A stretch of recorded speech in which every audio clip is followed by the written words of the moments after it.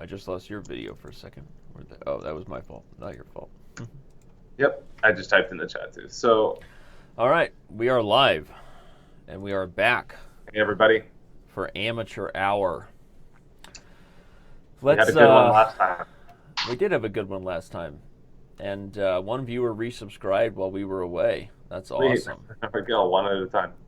That's how we do it, one at a time, one chess game at a time. Well, I think the format last time, as we wait for people to join in on the show here, as we just went live, was a fun one. So I say we do it again. Yeah, Looking for challengers. I've got some challenges here waiting for me on chess.com, and so I'll look for the next person to give us their username or to say hey. And so how are you doing with your chess career? Let's let the people into your little insight. Are you playing at all? Are you trying to get better? What are your goals right now? yeah. To be honest, I do play some of the time, but I find that it's a lot more fun to play Bug House, and I guess it's because playing poker, you're always in action, and Right. it's something that is fun and stimulating. So, Bug House is really cool because there are so many combinations and permutations that every game is stimulating, and you could come from behind, right? You could have seemingly Right. nothing going for you and feel like in a conventional chess that all hope is lost, and then you drop a pawn or you get a knight fork, and next thing you know, it's your game, right? You capture So a piece or two, and you're then playing a lot of Bug House on chess.com right now. yeah, it's really fun, and I love the knights, and I like doing these like Hail Mary attacks where I Right. just exchange a piece to open up the king, and then I just start dropping all my pieces and going for some crazy elaborate attack, and it's really fun. I know that it's not conventional chess strategy, but it's a different variant that I'm enjoying. I I like do, that. Bug yeah, House is a ton of fun. I mean, it's growing, and we're gonna have a Bug House championship at some point next year. Uh, and it's insanely popular. I think more people are playing Bug House than all of the other variants we have combined. wow, Obviously, regular Blitz and Bullet is still way more popular, but the Bug House is like it's more popular than Crazy House and Three Check and all those things. So um, maybe we can play some Bug House today, me and yeah, you. yeah, for sure. That's cool. That I might be mean, a I'm fun I'm little not way going to to be mix the it up. best partner, but if you help me out, I think Well, if we'll you're have a good playing time. Bug House, it's interesting. It's certainly okay. It's instructive for those who are playing Bug House and care about Bug House. It'll be fun. Um, but yeah, I mean, it's not traditional chess, but Yeah, it'll I work like for Crazy us. House too. I mean, I just like playing on my own because then I could kind of control Right. the movement, which is fun too. And I just play like the 3 minute variants, so it's fun because it's a fast paced game. It's really really fast. Right. Well, It's we still don't addicting. have. Somehow, I'm not being given the challenges that I know are here. So let me refresh and try to get a fresh list of challenges. I see we have some followers here, so there must be some challenges. For those of you that don't know, Danny is taking challenges from everybody on the stream. That's right. Picanto 57. Yeah, Bug House is a game. It's basically team chess. Um, you play with a partner, answering Picanto 57's question on Twitch, and the pieces you capture, you give to them, and they can place on their board, and vice versa. It's a game that has, as Alec described it. I mean, it's nonstop, tons of fun. At a higher level, there's a lot of different interesting strategies that go into Bug House in terms of clock management and stalling at the right time, so that you gain a time advantage and you stall, so your partner can play fast. I mean, there's all these different things that go into it, but overall, it's a game of just pure tactics, lots of captures, and Yeah, trying to overwhelm your opponent with pieces. yeah. I think a good place to start. I mean, you probably know better than me, but I think a good place to start is Crazy House because then you could just play on Right, your own, and it's not as overwhelming as having a teammate to right, think about. There's so many different things to think about when there's another board because if you give him a piece that his opponent needs, you can lose the game. Whereas instantly. Crazy Right, House is just so much easier. You just only have your board to focus on, and that's a good place to start. I've been enjoying that right. a lot too. Crazy House is really fun. Um, Adjet Velish. I'm going to call you AJ Ninja. That's what I'm going to call you, just because I don't want to read your username. You play at chess.com. Just go to chess.com and jump in, and you can send a challenge to my username Daniel Rensch. But all right, let's play Bughouse. Let's play a round of Bughouse or so while we're waiting for people. All right. This will be fun. All right, I'm going to send you a partnership.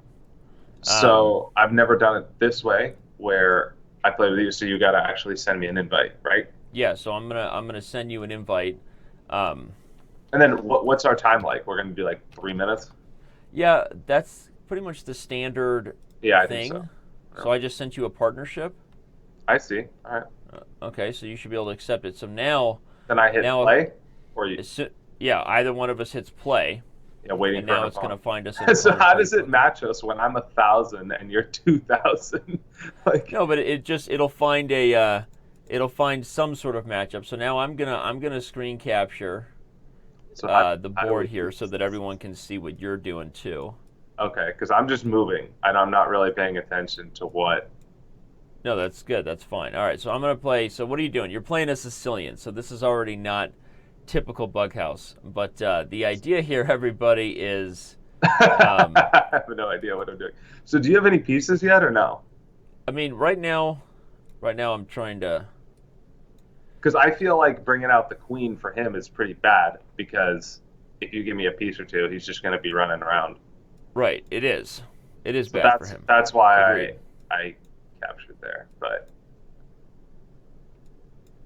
all right, so I'm playing a pretty good player, though, as far as his rating. I should probably be focused. I was sort of trying to improve our screen capture here, but I'll talk to everybody in a minute. I forgot it's Bughouse. That's brutal. I mean, I kind of didn't think about that first. Yeah, so right now you got to find a way to take away, to open up those squares. My opponent is also sacking, so he's not going to get a ton of pieces.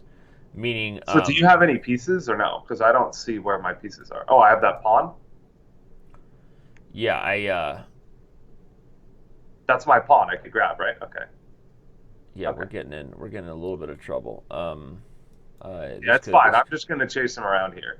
Now he's got his queen out, so. All right, so yeah, try to get the king. Oh, I just lost. I got checkmated. What'd you do? I got checkmated. We lost 100 points on that race. Yeah, I lost a lot of points here. That was a tough one. Hold on, I wasn't quite ready. Let's get. Yeah, this I feel thing. like neither of us were kind of on board there. Let's try that again. So if we back up and go over the game, we can't really do that right now. Things aren't quite in sync. Are you flipping the board? Yeah, I'm looking at my screen, and I see your screen in the upper right. Oh, I see. That's cool. That's a cool new feature we have where I can actually see your board in full. That's kind of cool. I didn't even know we had that. Yeah, I need a big monitor if I'm going to play Bughouse like this too. But yeah, Bughouse is. All right, well, let's get back to chess. You just brought out the king and. Yeah, I wasn't looking too much at the pieces he had, and he just dropped mate, as they call it. He just sack mate, and I was in big trouble. So that's what I like about Crazy House and Bughouse. You just open up possibilities. Yeah, and the game can end so quickly. And as we saw, I mean, even if you have a much stronger player on your team, I mean, it doesn't really. There's all kinds of that happens in Bughouse a lot. All right. People just lose super quickly. So, all right, let's look for anybody who wants to jump in and play some regular chess. As an intro, now that I think about this stream, I think Crazy House would be better if you wanted to play it, because then it's so much easier to follow what's going on. Give us a username on chess.com in the Twitch chat, and you'll get to play. And we'll go over your game, and you'll get time odds. You get a chance to beat me, and then Alec and I are going to go over your game. And a chance to ring the bell. That's the main goal, is to get checkmated and let me ring your bell. So as soon as we have some more takers. All right. In the meantime, I don't want to wait anymore for challengers. So I'm just going to jump in, and here we go. We got somebody. Your worst nightmare has challenged me to 3-0. So what do we got here? What is 3-0? Just 3 minute meeting. Oh, okay. But that means we need to give him. So he's 1100. So we got to give him a time edge, right? So now I only have 30 seconds. Let's see Yeah, how I can fare. you really have 20 something because it took you a couple seconds to Right. move. So, So all you're right. always Time doing the odds it Sicilian is. with black. We talked about this last time. You're always Yep. doing Which will be fun. Last time it was interesting that we ended up having just Sicilians and Frenches to discuss, right? right because you kind of played the same opening, and then the other people always did the same thing too. Right, which was just sort of random, just kind of random, I guess. I mean, it Yeah. doesn't normally work out that way, but So that's a good pawn push by him, right, to e5. yes and no. I mean, normally, yes, it would be something that kind of exposes a weird development if I haven't played d6 to guard it. But in this case, he didn't really have a very good way to back up protection of the pawn. So I kind of allowed it under that idea that And you got a pawn out of it. exactly that if he pushed, he would lose the pawn, and that's what happened. But the biggest issue here is he's playing fast, right? He's Yeah, definitely he's moving putting too pressure on fast. He me. has plenty of time. But he's not just losing yet. So, I mean, if he continues to play this fast and doesn't blow the whole game, then he's going to be in good shape. And that was actually a mistake by me. So this right now is not working out well. Yeah, he's in a really commanding position. Actually, he's playing pretty damn well. I have to start speeding up here. This is not a good start to the show. But part of what we do on the show, everybody, is we play a game. We give time odds so that it's an instructive, or at least we try to find a time advantage I can give my opponent to make it sort of equal and fair. And then we go over the game. Last time we got an amazing time odds situation where you won by a half a second. Yeah, well, let's hope I can do that again because I'm going to need something. I'm going to need something to I would do rook c4, go my way here. Same move. That's a good move. Feels like a strong. I'm going to need something to go my way to beat this guy here. So what's your goal right now? I mean, you don't have like a way to kind of set up a mate, really. Oh, I should have played b4. I'm just trying to coordinate. And yeah, I mean, just try to coordinate and create chances at an attack.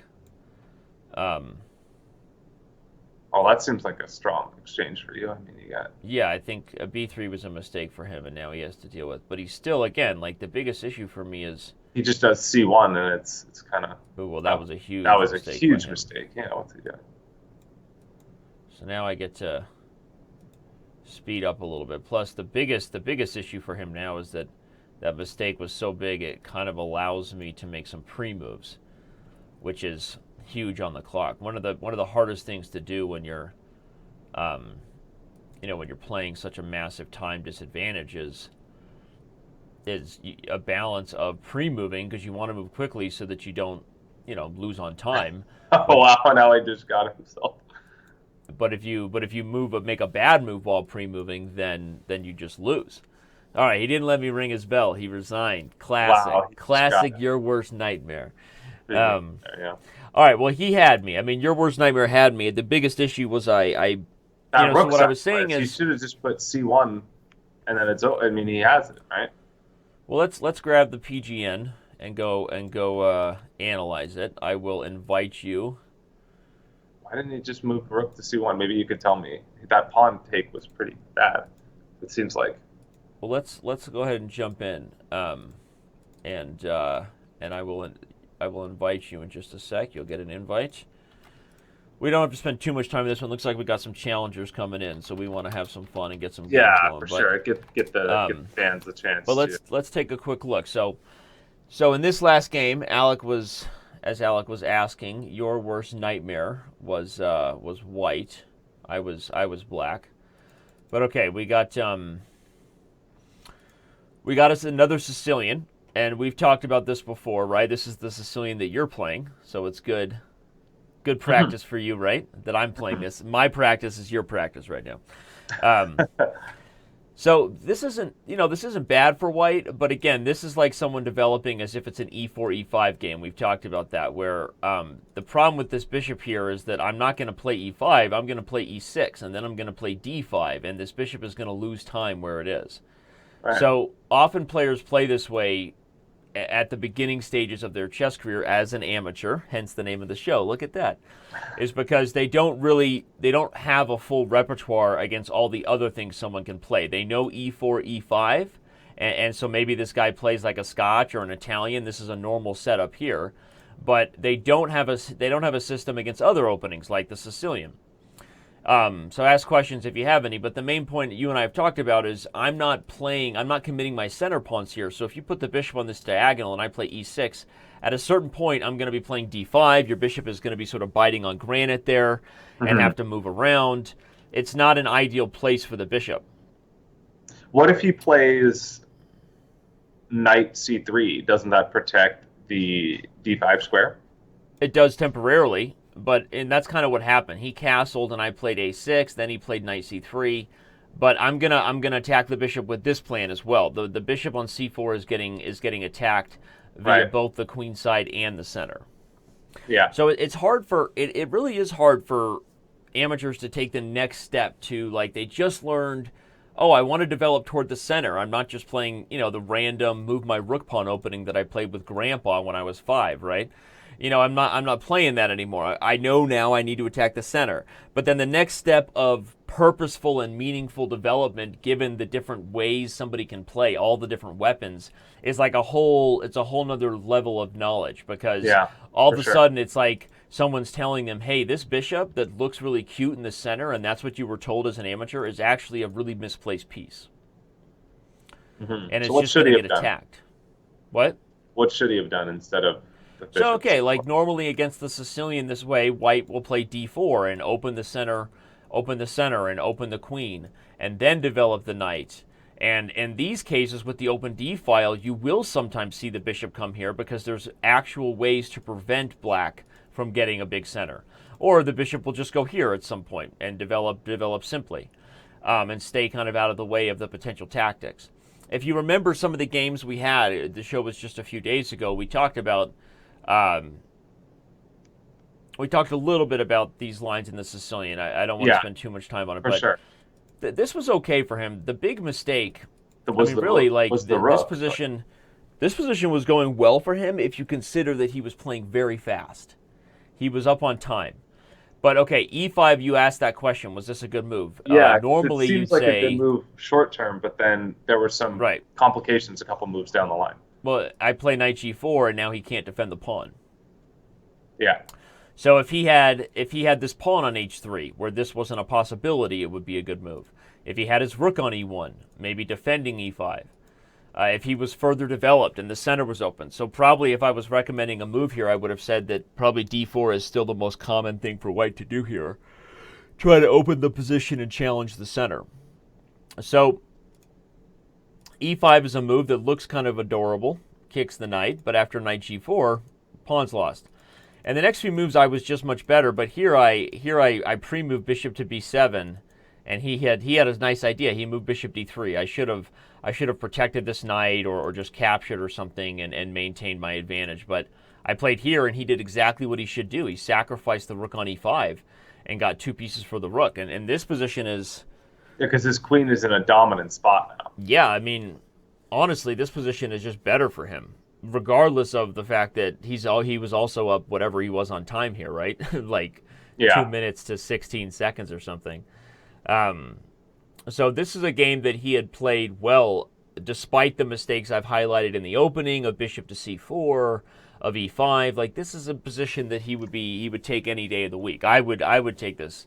Here, he starts to kind of oversimplify, though. Probably what he needs to do is just go attack. I mean... Yeah, I would have put queen to maybe even g3, because then you have the bishop that could come down to h6. And both of those are good ideas. Both bishops are a threat at that point for him, and he just has the whole king side wide open, right? Agreed. Or is that wrong? I agree. No, it's totally right. Both this move and this move are both very good moves. Yeah, it's just so threatening.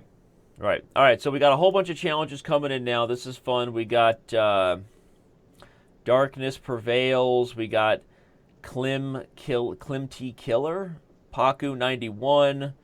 So anybody joining us via Twitch right now, thanks for being here. It's me and Alec. Thanks, guys. And we're going to continue to play with some time odds and then provide some instruction afterwards. So,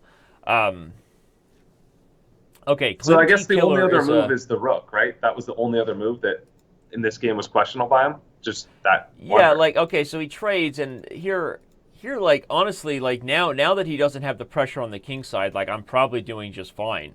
Yeah, because you kind of backed this queen into that corner. Exactly. Here I again, but the balance is I'm going to miss moves like b4 because I'm not anticipating he's going to make this blunder and allow me to fork him. I'm anticipating queen b3, so I'm already sort of pre-moving my next move, queen f6, right? I'm trying to balance all the time quality chess with, yes, I'm also at a huge time disadvantage. So Yeah. that's like, that's just part of the fun of it all. But overall, if we're talking chess instruction, I think the beginning where he misplaces pieces was important, and then here, yeah, I mean, he just started. He made the mistake again. Your worst nightmare. We'll give you the same advice we give to other people. Like, the best thing you could do here was continue to try to play the best quality moves you could. Let yourself get down to a few seconds. Take the risk you might be able to flag me if we both have a few seconds if you're actually in a winning position. Trying to start playing fast, you're not going to be able to calculate as well as a much stronger player if both of you are playing split seconds. There's a reason I can give massive time odds, right? I mean, I'm not playing as good at chess as I would, but the point is I can do it because I'm calculating really fast and my intuition is stronger than yours because I've played so much more chess. So the last thing you want to do is get caught into the moment where both of us are relying on split-second decisions, right? I'm sure there's a poker analogy for that. You don't want to be caught in like a moment where you know, split-second decisions against somebody who's played a million more hands than you probably seems like a recipe to lose. Yeah, for sure. I mean, I don't know if that's a good poker analogy or not, but hey, I just made it. It's true. So here is just the biggest blunder I see in the game, but I could be wrong. No, this is fine, but then that's the big blunder there. Why doesn't he just do c1? Or well, I think he was, I guess, like I said, I think he started to think about time. He started out well, playing better moves, but also pretty quickly, and then he sort of got caught up in flagging me. As soon as people see a stronger player get down to like 15 seconds, Alec, it's like temptation. It's like sin. Yeah. They just can't say no. Okay, they just can't. Like, they're like, I have to move. I'm gonna beat him on time because they start like thoughts like this creep in their head. There's no way Danny can make 20 more moves in the next 10 seconds. You're wrong. I could make 50 moves in 10 seconds, bro. If all I have to do is pre-move, right? Yeah. So you gotta continue to play good moves. What? All right. All right. Let's go to another challenge. Clem T Killer is a active member right now in the chat, and he's a 2100 plus player. He wants a piece of the action here. So he's a 2100 player. Wow. So what kind of time odds? What kind of time odds do you want me to give him? I mean, like 3-1 probably. I guess that's so. A pretty good. That's a pretty tough match, right? That's a tough match for you because. And I've only got a minute to his 3 minutes. Yeah, so let's you got see 300 points on him, but I mean, he has 3 minutes. That's a real. And I only have 1 minute, so it's this is really good. 30 seconds would be just impossible. I mean, so this was a Caro Kann. This is all sort of theory. Right now I'm kind of mixing it up a little bit. Why? Because you moved the bishop back, or what? No, I mean, we're going to get an IQP, which is what we got now, isolated queen pawn. But that was a weird move exchange with the bishop. I'm sure that doesn't seem like it was part of the no, this is actually a common idea because I have a lot of threats against his king side. Oh, really? Yeah, I have my idea is to... Yeah, your threat on h7. That was a bad move by him. So he started playing fast with tactics, but we're okay with that.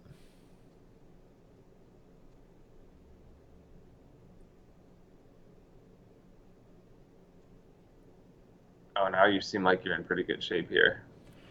Yeah, I could do either one of these things. I guess I'm just going to take here and then capture back. I wasn't sure which one to do, but he just played too fast there, trying to swindle me. Like, the position was far from. I mean, it was still better for me. And but some of the tactics that happen in these IQPs are kind of instructive. So we will maybe we'll take a quick look at that, just for the instruction of it all. After I. Oh, I like that. That was good. Just gaining tempo there in the center. Yeah, also getting rid of that pawn was a good idea.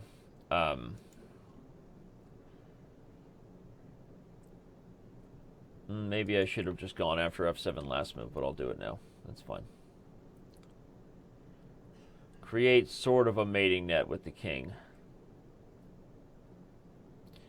Yeah, I guess I'll just take and then go attack the knight. And the biggest issue is what I want to do is go mate him, and it looks like he's going to let me do it. Yeah, you have 3 pieces closing in on a yeah. Well, I'm cornered turning king. mate 1 actually. All right, we get a bell ring. Alec, go ahead, ring the bell, buddy. Reach How do through I do the it? camera. There you go. Just reach through the camera. I'm kidding. All right, Where's my bell? He said he got nervous. No, we can play again, Clem T Killer. We can Yeah, play again. I think the you second obviously. time. So let's actually review this real quick. It's a little instructive. In the middle of the game, I feel like then he's a great player. I think he just kind of crumbled in the end there. Yeah.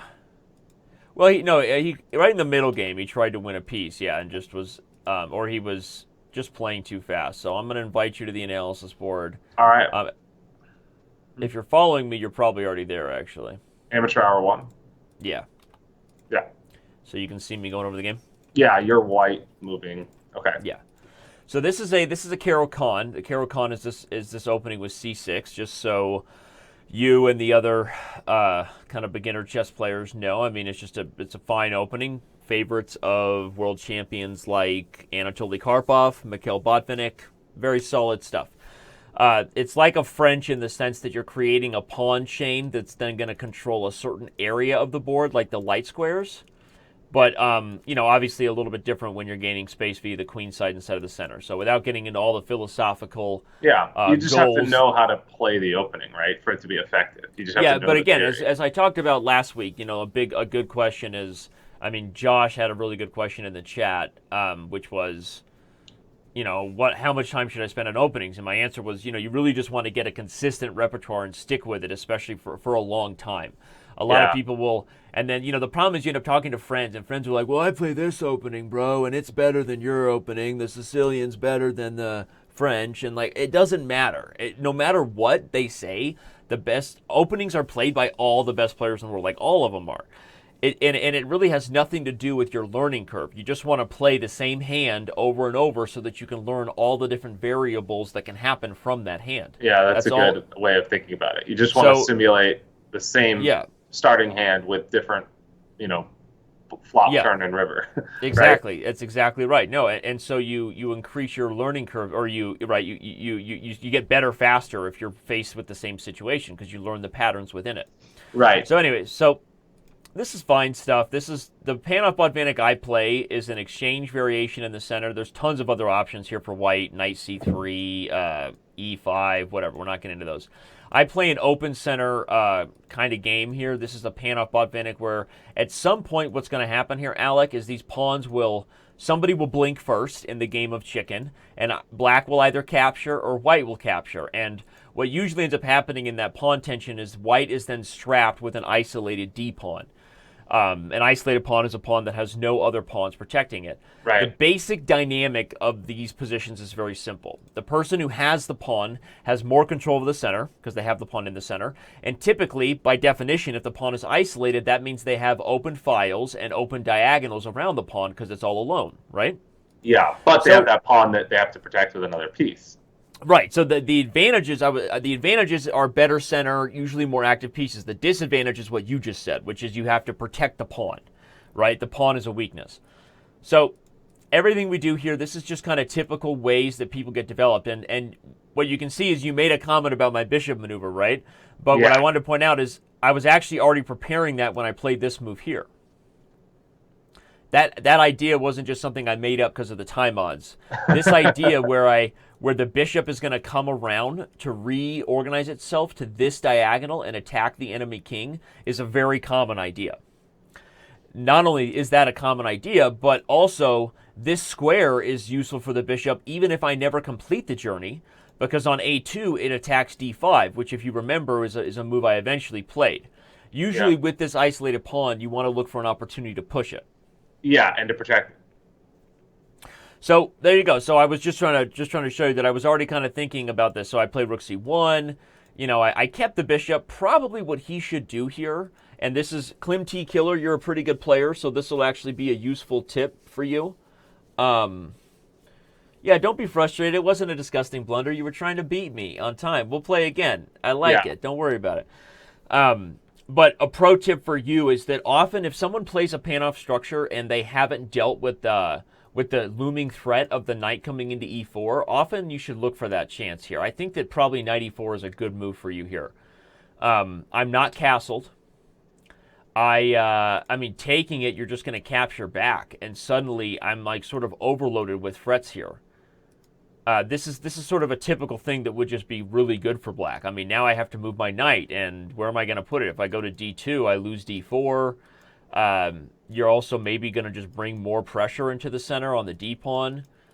If I choose not to exchange and I retreat, well, now you have options of winning the bishop pair, or sometimes possible and even better is like you support that pony.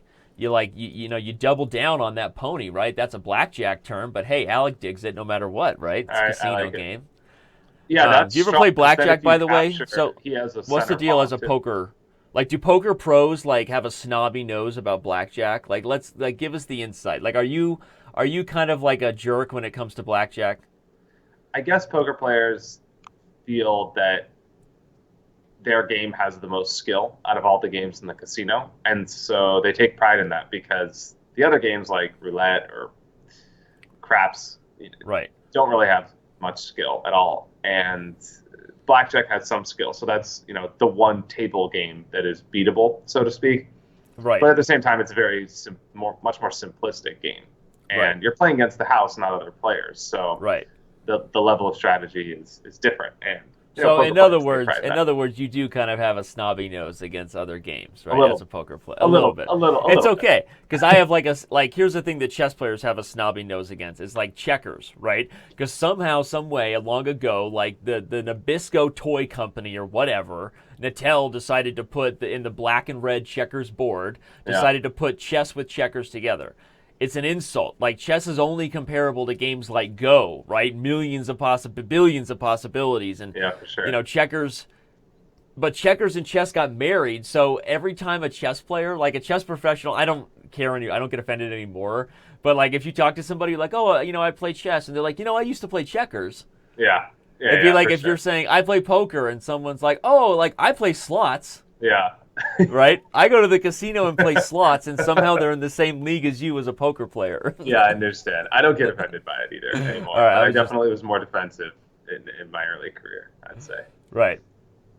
So yeah, that's an interesting move here with the pony. I think that's good. I didn't think about that pawn push because it seems so unconventional to open up the king space there. But when you have this much control, it could be reasonable too. Yeah, I mean, you have to worry about like this diagonal in some cases. I would imagine the tactics would be a little risky, but like I have no idea what's going on here because I'm not actually focusing right now. I'm just teaching. But if I was calculating as a chess player, like intuitively, I'm sure that knight e4 is a good move, and I also feel like this is definitely something black should consider, or just take the bishop pair. Clem T. Killer just said, he's played this a lot, never played knight e4. Well, that's a good instructive moment for you because knight e4, this sort of early jump is a common thing you see in this structure more and more. In fact, what I just did there, Alec, was I backed up and did the QGD, the Queen's Gambit Declined, which is a d4 pawn opening. But if you take a look at this pawn structure and where the bishops are developed, does that look familiar to you? Very similar to our game, right? Yeah. And in this line of like the Tarrasch, like often these days, black has to be white has to be really careful, Clem T. Killer. If white just like plays regular stuff, black is often immediately looking for this shot. In fact, just look up this position and you'll see that the best players in the world hardly ever played this bishop g5 move order anymore because of this shot. Like this position here, it's a very dynamic way for black to sort of throw white's development off balance. And like, just so you know, like if takes, you're not losing a pawn. You have an intermezzo. You get to take here first and then take back. And black is in a structure that he really prefers. He's castled. He's got nice control over the center. Black is completely equalized in the opening, which is saying something if black is equalizing before move 10. And if I take here, you can take back. And if we get a big trade, the point is that this pawn is never as vulnerable as it seems. One, f5 is possible, but there's other ideas like e5. and dynamically the position is like getting totally nuts, right? Like black is gonna defend the pawn indirectly by opening the center and sort of taking advantage of things. So not Yeah, to it's turn this tough into a development more for white here too, with the bishop yeah, kind of trapped, and yeah. very good observation, Alec. Yeah. So, not to turn this into kind of a more advanced lecture or whatever, but just since you're a better player, I'll just say that this 94 thing is not just, this is a pattern that you should make yourself very familiar with. So, all right, let's leave. I guess we'll go. You wanted to see his critical moment, right? So we played this isolated queen pawn, Alec, and Yeah, I liked that bishop maneuver by you. I've never seen that before. That was cool. He blocked it pretty. I mean, he had to do something, so that's yeah, he had to do some. I wonder if I could have taken advantage of it more immediately. Often the risk of this kind of thing is you never want to have to push your g6 pawn, Alec, if you've already pushed your h pawn. Yeah, because it's just a weakened structure with the exactly. So I'm just like begging for an opportunity to just like sack a knight, right, and just go nuts or something in the position. But I don't quite have it here. And again, I only had 1 minute because of the time. Why so not? Why not knight? No, castle fine. Why not knight e5?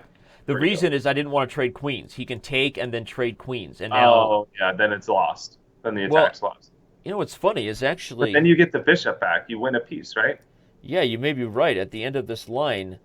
Yeah, you win a. Oh no, yeah. I don't quite because the knight defends it, and I can't take here because he gets this intermezzo with check. Yeah. Yeah. Okay, but, it didn't work.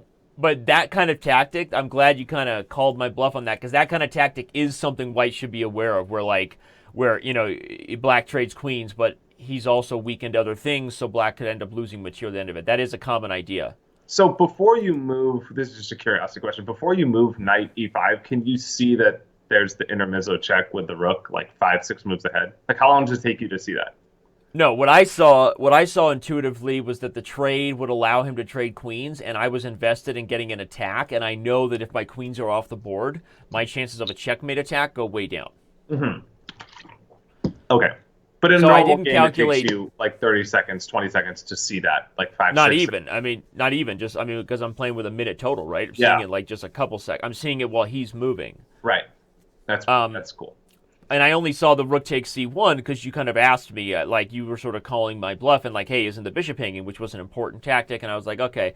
So in the end, like sometimes most of the time in these cases, I would say that the player who's played this position a whole bunch of times is actually like intuitively correct not to go for it, even if you can't give me full credit for seeing it all the way to rook takes c1, because I just know, right? It'd be like you telling somebody the correct play and like they have pocket aces versus like there's like a king jack on the board and somebody's been playing like they maybe have a king jack suited, right? So you think maybe they have two pair and you have pocket aces, right? Yeah, it's hard to explain mathematically, but you're just kind of like, this is a bad spot. Right, and so you end up, but let's say it this way, you'd be right most of the time, but then let's say like a third ace comes or something, and all of a sudden that guy's like, oh, I was right. You're like, well, okay, like, but in this case, here's what I read about the scenario of what was happening, right? This guy had...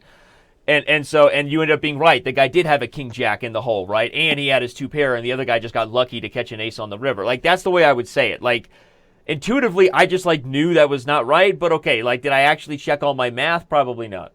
Right. That's a really interesting observation. All right, cool. So where's the blunder from him, like in this spot? So this was all fine for me, and I played Queen E2. What I probably should have done here was just play 95. Yeah, then now you have 95 as a viable. And the only reason I didn't, I'll just say this was only because of the time odds. Like he didn't know because he's not white, but I was like hovering my hand over my queen, and like so I had already prepared that I wanted 95. Well, why can't I play 95 before? I don't want to trade queens. So I was already prepared to move my queen and then play 95, but he played this move, which meant that I didn't have to move my queen, but I was already dropping this move because I wanted to play fast.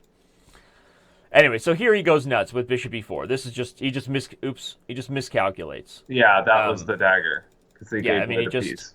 I think he probably just forgot that my knight was here, but honestly, it's losing no matter what. Like I could have taken here with check intermezzo and then just gobbled the bishop for free. Like so, this was just a bad move. Yeah.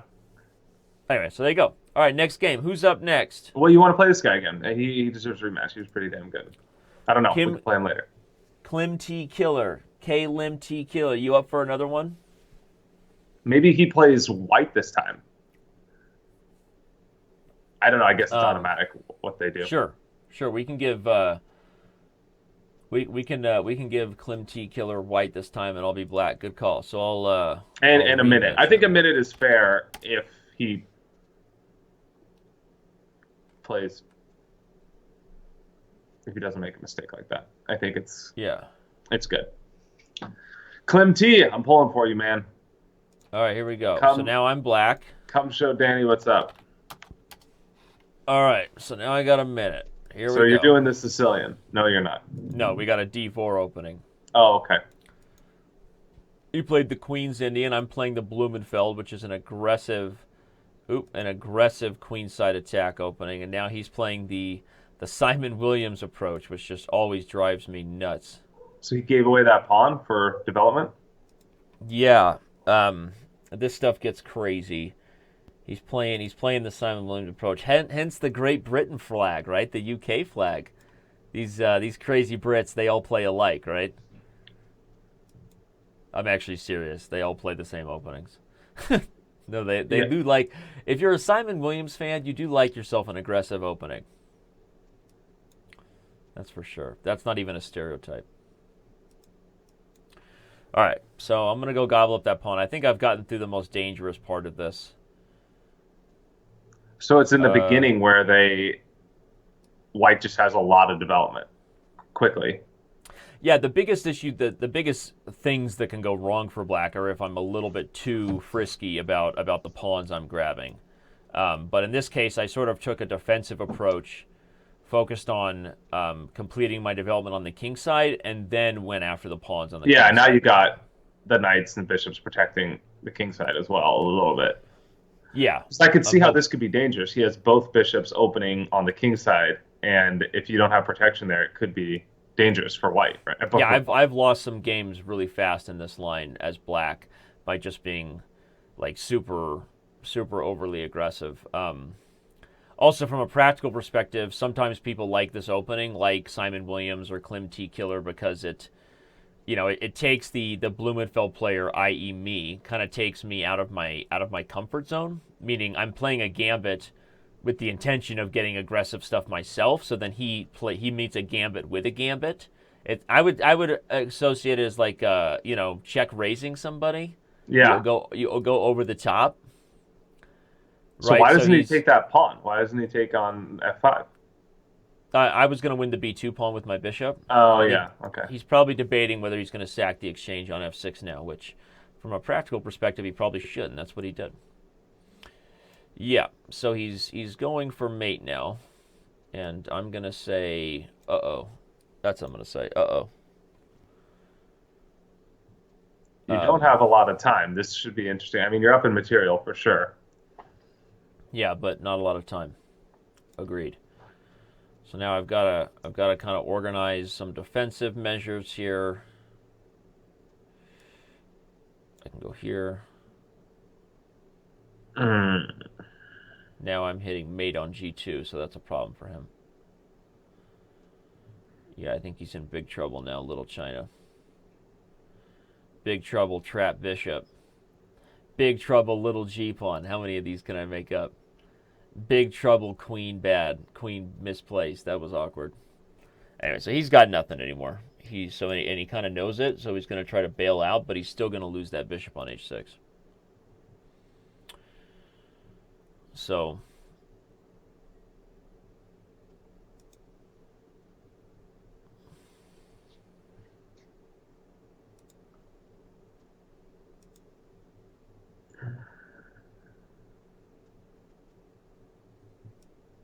oop. Almost just blundered my rook real fast. That was actually a very sneaky little play by him. He found a way to get me in trouble on the clock. Oh, wow. Now you got...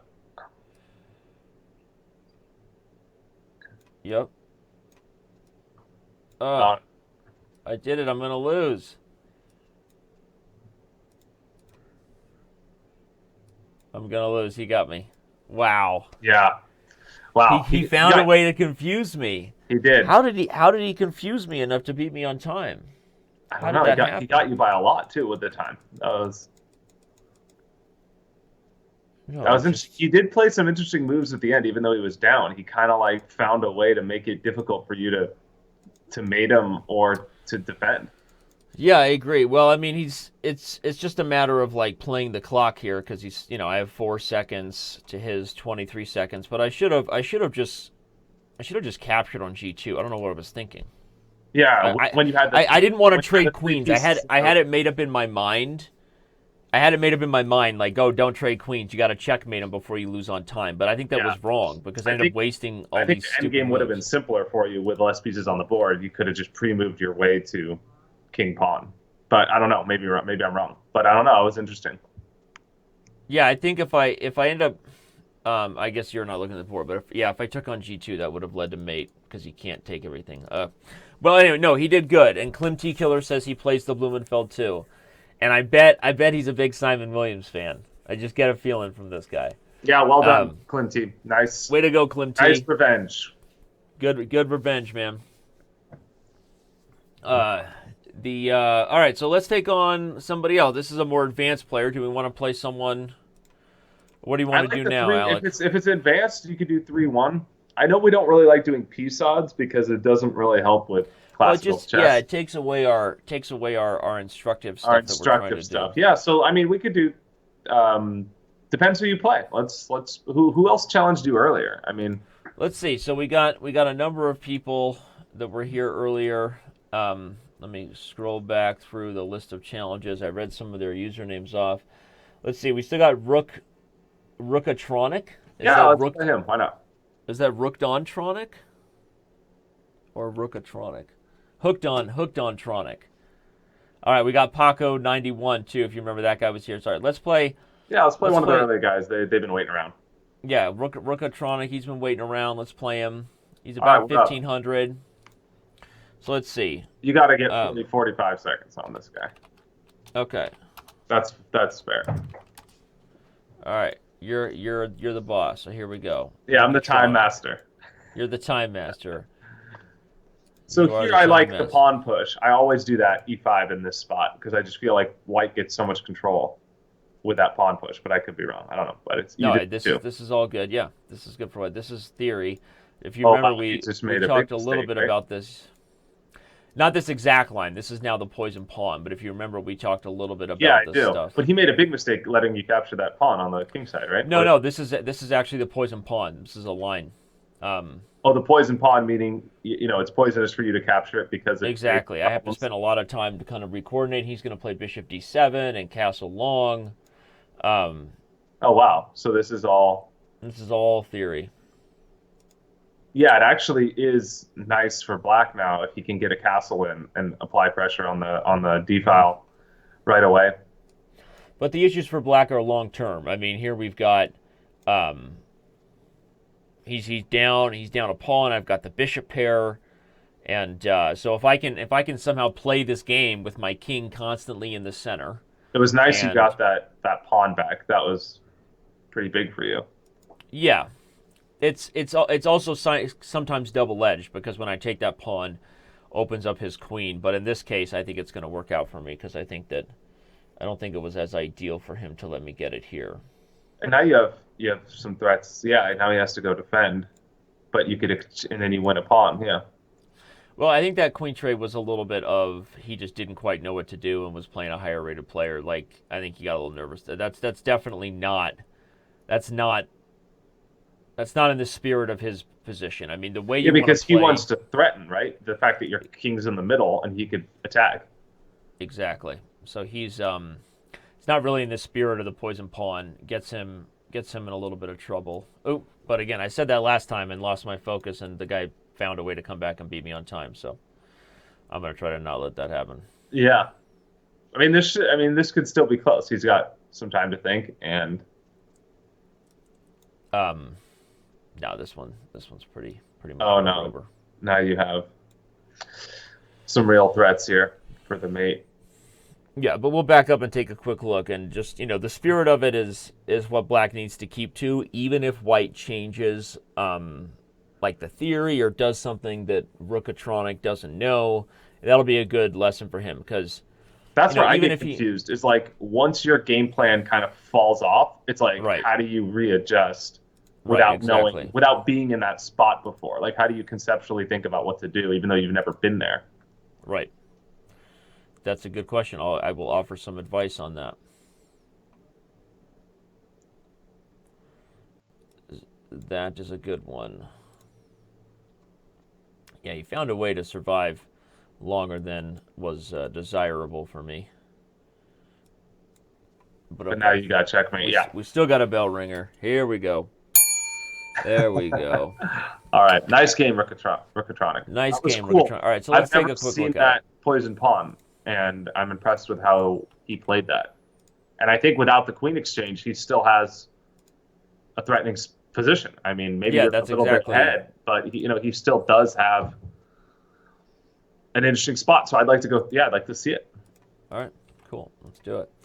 Yeah, and if anyone wants to follow me in live chess, for those of you in Twitch, I mean, those when I go in there, you can see a bunch of people automatically start following the game. But you just go to chess.com live, and then you type /follow my username, and then you'll be following the game. So there you go. Yeah. So okay. So we got a French Ruski. This is the winnower. We talked about this last time, right? The big imbalance is the winnower. Black is going to give up the bishop and double white's pawns, but he's going to give up protection of the dark squares. And this line here, no line really highlights the dynamic imbalance of the winnower, Alec, like the poison pawn. I mean, this is like Wild West chess here. In the other one we talked about, I highlighted Black's sort of goals of giving up the dark square bishop, but then the opponent, he played, I think, the b6 line and went for the positional approach of trading off his bad bishop, if I remember correctly. And then bringing the knight out. Yeah. Right. But this approach was c5 and just no holds barred. Black is saying, here I come, and your king is going to be under fire for the rest of the game along with your weaknesses, and I'm sacrificing the entire king side to go get it. This is all theory. I have played this position hundreds of times in my life. Wow, that's interesting.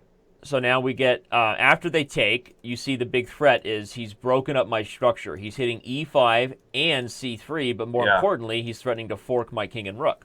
Yeah, it's a lot for you to cover. So you have to cover with the bishop to protect. No, well, the only move is knight e2. This is the only way to play the position. This move guards c3, and if he takes this way, I get to take this one back, and I've sort of fixed my structure. I'm happy. So why not bishop b2? Because then, why not bishop b2, I guess? Okay, well, he can take this one with check now, which gains another tempo. That's really irritating. Oh, yeah, and or then he can just take on c3. Yeah, okay, never mind. I see. So knight e2 is the only way that guards the c-pawn and stops the check. Yeah. Okay? So now he plays... Yeah. Now, this is kind of a small mistake, but it didn't matter. We reached theory anyway, but I would just say for Rookatronic that you don't really want to take here this early. You know, the theoretically best move there's a reason why. The Numerod likes our camera angles. Never mind, it's funny. The angle... You want to maintain this tension because there will be some other tactical opportunities for your opponent to go wrong. The best move is knight to c6 to renew your threat of e5. And remember, if I take, the best move is knight takes. You just sacrifice your knight because my knight can't capture due to this fork here. Yeah, okay, I see that. So that's the best move. But he just took on c3, which is actually fine. It's something Black ends up doing in the line anyway. And this position we reached on move 13, as I said, this position here is like the main line poison pawn, Alec. There are literally like 7 moves that have been played 1,000 times by grandmasters. There is queen takes c3 immediately. There's h3. There's g3. There's rook g1. There's bishop e3 that I did. There's knight takes c3. There's rook to b1. So probably the best moves overall through theory are considered to be one of the captures here, the move h3, which supports g4, or the move bishop e3. I tend to play this bishop e3 line because I just spent a bunch of time learning it, and I kind of ended up, you get familiar with the specific nuances of that line, and overall... Yeah. That makes sense. You're more comfortable with one permutation, so you just focus on that. But probably if I was like back in the days of professional chess player coaching and really wanted to tell somebody, probably I would say that investing time into the lines that go take on c3 are probably where white's at. But anyway, so I play bishop e3. He plays knight f5 and bishop f2. This is all theory. So if you're Rookatronic out there, this is all good for you, buddy. So who's winning in this spot, in this poison pawn exchange? Yeah, so good question. And so I wanted to just say that the philosophy of both players has been followed perfectly up till here.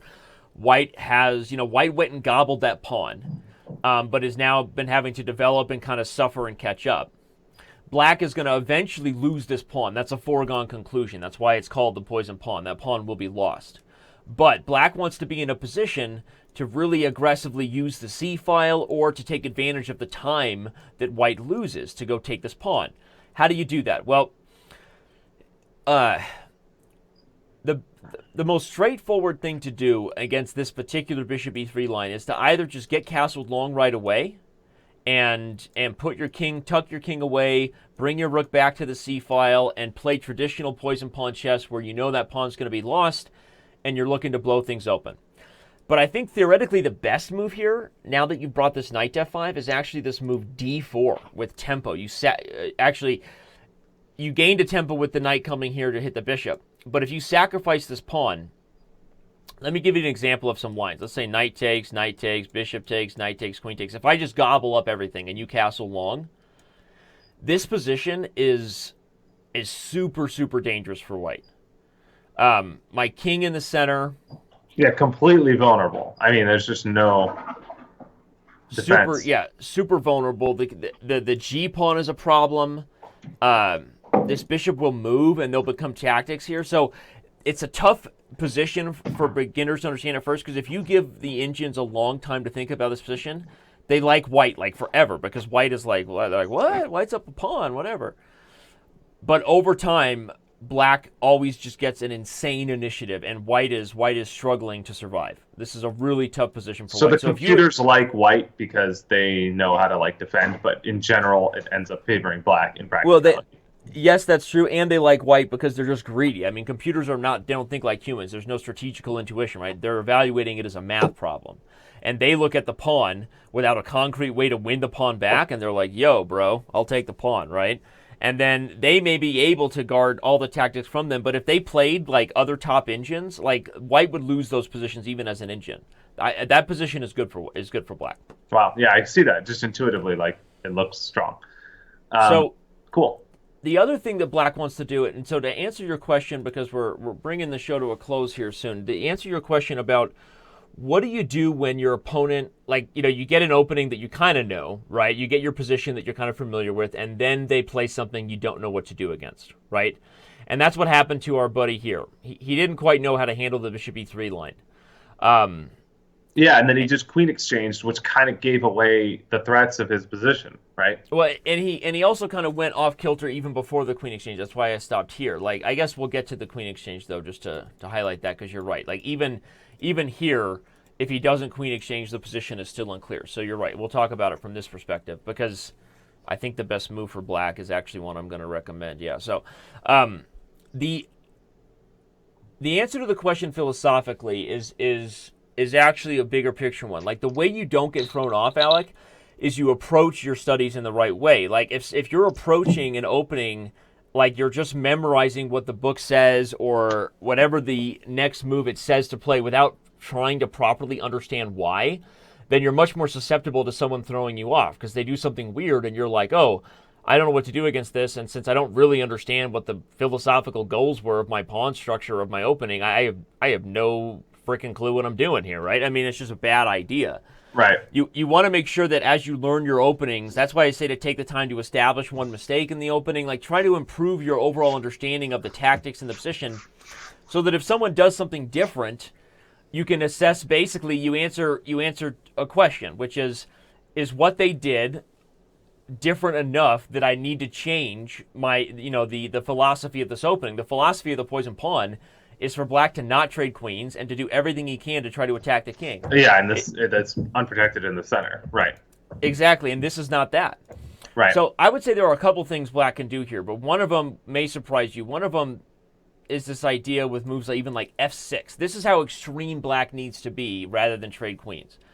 You sacrifice another pawn, and it's totally crazy. But the more the position opens up, the harder it is for white to deal with the sitting duck here. I actually don't like the initial plan he launched with knight to c4. We already said that. I recommended the d4 move. So I think the knight on c4 is a little bit misplaced. But I want to point out, let's just say I'm totally crazy here. Let's say he goes here, and what if black just plays e5? And then the game just becomes something like this, where as much as this looks like a massive pawn storm for white, I'm creating a lot of tactics in the center. And if the position starts opening up, I'm always scared to play these positions as white. If I ever move my queen somewhere, then there may be chances of the queen coming into a5. Yeah. So this is more along the This is a crazy game. I mean, this is... Yeah, this is more in the spirit of what black needs to do to justify the sacrifice in the poison pawn. The moment black trades queens in the poison pawn, now you're literally, like, even if I don't have a7, you're down a pawn. So I have 6, you have 5. I have the bishop pair, which we know that 2 bishops are better than 1 because it means the dark squares are completely dominated by my minor piece and not yours. Mm-hmm. And yes, concretely in this position, it actually just loses even more material. So this game was only close for a few more moves when the debate was whether Danny was going to be able to checkmate before losing on time. But there was no more chess debate about this game, right? The position is just winning for white completely. I'm up 2 pawns. I'm practically mating him. This is an easy win for white. Yeah, I see it. So interesting. Yeah, the queen exchange what I would say, gave Alec, away his threats. Right. What you should do is try to ask somebody, or you want to understand what the spirit of your openings are. What are your goals? What are the common positions you reach in the middle game? What are your plans? And so when someone does something different, you can ask, okay, is this different enough that I should be changing my game plan? Or is it a move that I just don't know, but it looks like the most logical thing to do is to follow through with what I already know? Even at a high level, this is basically the decision that's made. I mean, if a move on move 23 is a novelty to Maxime Vacher-Lagrave and the Najdorf, #1 French player about to win Gibraltar, like if a move is played that he doesn't know, first of all, most of the time it's probably a bad move because he knows what moves should have been played. But if a move is played that he doesn't know, like an unorthodox approach is taken, the first thing you're going to assess is unbiasedly is like, okay, like what's the purpose of that move? Like, does this actually change the nature of this position? Is it such a big move that I have to change all this preparation I've done and what I understand about the opening? If yes, then you can be almost sure that the move played was a mistake. Because, like... Yeah, you shouldn't be doing something that changes your entire game plan. Yeah, I always tell my students that as you get better, like once you get to match level and above, if someone plays a move in the first 15 moves that you don't know, there's a pretty good chance it's dubious. Mm-hmm. Pretty good chance it's not the best move. But that's because you know you're opening so well at that point. So, but it's the same mindset. You're just sort of trying to unbiasedly dissect, is the move that was played enough to change the spirit of my game or not? And if not, then follow through. And here, there's no reason Rookatronic should be panicking. You should be going all in. You want to go attacking. Yeah, for sure. Yeah. All right, well, I think we're going to have to bring the show to a close, guys, at just an hour today. I know we've got more viewers now than we've had. And more challengers. Yeah, we actually did good today. We have a lot of viewers and some challenges too, but we'll have to take them next time. And thanks for everybody for being here. Rookatronic, he was nervous to be playing, but we'll play more. Klimchi Killer, thanks man, thanks for taking me down. We got to have somebody beat me at least once on every show. And everybody else who's here, thanks for tuning in. Alec and I will continue to bring you amateur analysis. True story. All right. Well, thank you, and we will see you guys next week. Thanks everybody for joining. Bye, everybody. See ya.